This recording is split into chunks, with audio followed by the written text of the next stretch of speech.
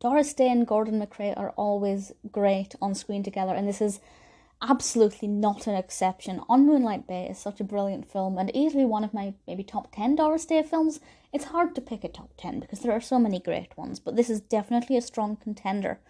It was released in 1951, the second Day and MacRae film, I believe, the first being Tea for Two.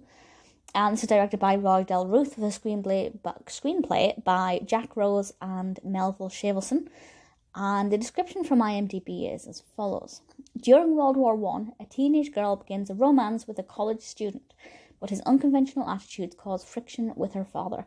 Now, I have to say the reference to World War I there is not really prominent for the majority of the film. It plays an important role at one point, and also gives us a really great soundtrack with things like Tipperary. I love that song. But for the most part of the film, it could be set largely any point. So until it plays an important role, it could be set whenever. There were times when I actually wasn't sure when it was set, and it didn't really occur to me that it was World War I until maybe 2/3 of the way through. This is quite weird because Doris Day was 29 when this was released. I assume she would have been just slightly younger when it was filmed, but she's playing a teenager. But she passes it off. And she's quite a tomboy, but she meets this boy, the brother of their new neighbour, called William Sherman.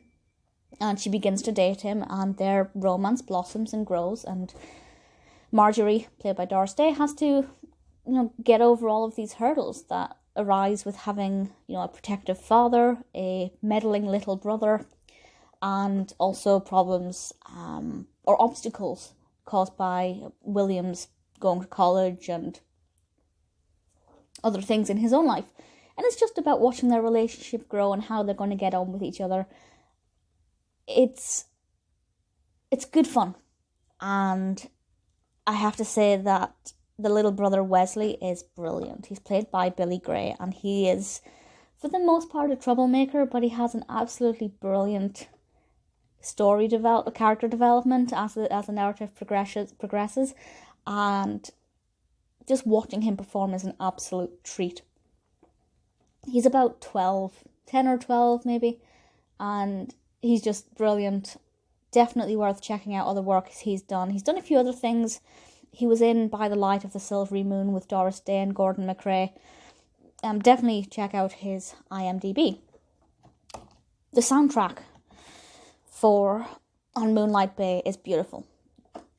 In addition to Tipperary and the other war songs, we obviously have the song on Moonlight Bay, which I love. And obviously, Doris Day sings it very, very well. I absolutely love her voice, and she doesn't sing in all of her songs, because in all of her films, because not all of her films require it, but for the most part she does sing the soundtrack to her films, and this one is so beautiful and so addictive. It's gentle, it's mellow, and it fits her voice so perfectly, and the execution is absolutely gorgeous, as is true for the entire film. The costumes are amazing. I have to say, Doris Day's first costume is amazing.